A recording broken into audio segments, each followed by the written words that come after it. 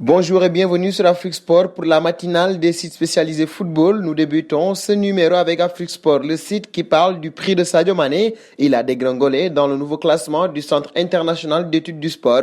L'international sénégalais a chuté de 7 places, 7e en juin 2020 avec une valeur de 139,2 millions d'euros. Sadio Mané est maintenant 14e avec 123,8 millions d'euros. Le Lion est derrière le défenseur de Manchester City, Ruben Dias, et son coéquipier de Liverpool, Mohamed Salah. Pour rappel, Rashford occupe la première place des joueurs les plus chers au monde avec une valeur estimée à 65,6 millions d'euros. Du côté d'Afrique Foot, on parle des résultats en Ligue des Champions CAF.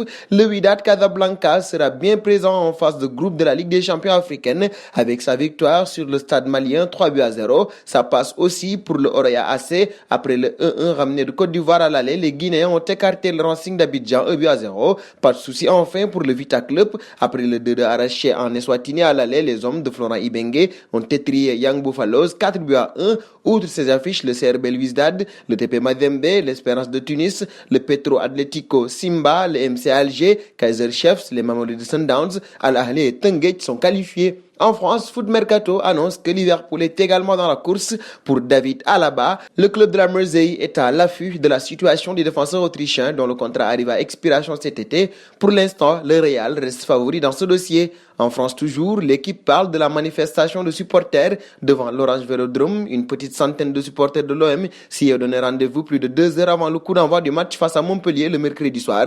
L'objet de leur courroie, le président Jacques-Henri Hérault, dont la démission a été réclamée à de nombreuses reprises. En Angleterre, The Sun évoque le retour de Raúl Jiménez. 5 semaines après son opération, Raúl Jiménez peut enfin commencer ses exercices d'entraînement en vue de sa récupération. Dans les installations des Wolves, l'absence de Raúl Jiménez se ressent dans l'équipe anglaise qui n'a pris que 5 points sur ses 7 derniers matchs. En Italie, Tuttosport rappelle que la Juventus est à la recherche d'un attaquant pour se renforcer cet hiver. 3 noms sont cités par la presse italienne, Llorente, Milik et Edouard, mais le Polonais semble plus à même d'être recruté. En Espagne, Mundo Deportivo relaie les propos de Guillaume Balaguer. Ce dernier révèle que le rêve de l'Empare est d'entraîner en Liga et de faire ce qu'il ne pouvait pas faire en tant que joueur.